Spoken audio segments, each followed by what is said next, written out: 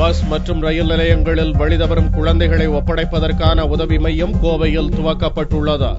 வெளியூர் மற்றும் வெளி மாநிலங்களிலிருந்து மற்ற பகுதிகளுக்கு செல்லும் குழந்தைகள் சில நேரங்களில் தங்களுடைய சொந்தங்களை தொலைத்துவிட்டு ரயில் நிலையம், பஸ் நிலையங்களில் வழி தவறிவிடுகின்றன. இதுபோன்று வழிதவறும் குழந்தைகளை மீட்டு உரியவர்களிடம் ஒப்படைப்பதற்காக கோவை மாவட்ட நிர்வாகம் தன்னார்வ தொண்டு நிறுவனத்துடன் இணைந்து ரயில்வே நிலையத்தில் குழந்தைகள் உதவி மையத்தை துவக்கியுள்ளது.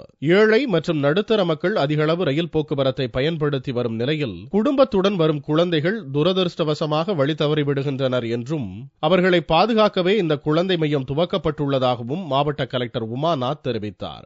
பெரும்பாலான குடும்பங்கள் கோவை மாநகருக்கு அதை சுற்றியுள்ள பகுதிகளுக்கு வருவது ரயில் போக்குவரத்து மூலமாகத்தான் வருகின்றன.